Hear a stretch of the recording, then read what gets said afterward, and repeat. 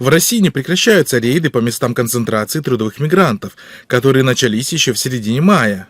Ни для кого не является секретом, что рейды проводятся с применением грубой физической силы, сопровождаются унижением чести и достоинства мусульман, оскорблением их святынь. Социальные сети переполнены различными скандальными видео с мест проведения рейдов. Врываться в мечети в обуви. До этого в другой подмосковной мечети газ пустили прихожанам. Если не это нацизм, то какой он бывает? На фоне проблем в войне с Украиной у России появилась острая нехватка пушечного мяса, поэтому во время рейдов теперь выявляют не иностранных граждан, а наоборот, недавно получивших российское гражданство и не вставших на воинский учет мужчин. Таких силовики сразу же забирают в военкоматы или же на месте вручают повестку в армию. Те, которые все-таки купили эти военные билеты, они, все равно картотеки личных дел есть. Я думаю, что рано или поздно вызывать их будет, если этот вопрос, конечно, выяснится. Так, 8 сентября в нескольких российских городах после пятничной молитвы в мечетях сотрудники полиции закрыли выходы и проверили документы прихожан. На видео, которое отправили читатели радио «Азади», несколько мигрантов убегают от сотрудников полиции. По словам мигрантов, в последнее время полицейские рейды направлены на выявление новых граждан Российской Федерации.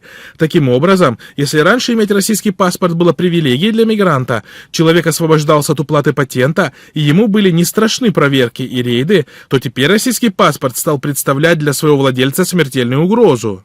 Граждане, минуточку внимания. Будьте доставлены в военный комиссариат районный для дальнейшей постановки на воинский учет. Наблюдатель отмечает, что таким образом на фоне череды неудач в войне с Украиной российский режим пытается одновременно как можно дольше откладывать мобилизацию, закрывая потребность в людях на фронте трудовыми мигрантами, получившими российское гражданство. Следует заметить, что кампания по принуждению мигрантов к войне путем унизительных рейдов широко освещается как в СМИ, так и в прокремлевских телеграм-каналах, активизируя националистические настроения у русского населения страны.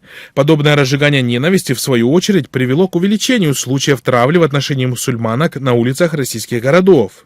Вы все толерантные, да? То, что у нас русских пацанов на СВО убивают, пока они здесь сидят. А что ты хочешь от девушки? Я что хочу, чтобы она снимала и нормальную одежду носила. В смысле нормальную одежду? Она хорошую одежду носит, достойную. Она какие вопросы? лицо. И что? У нас это террористическая угроза может Послушай, быть, ты вообще кто такой? Почему ты делаешь девушке замечания? Ты где воспитан?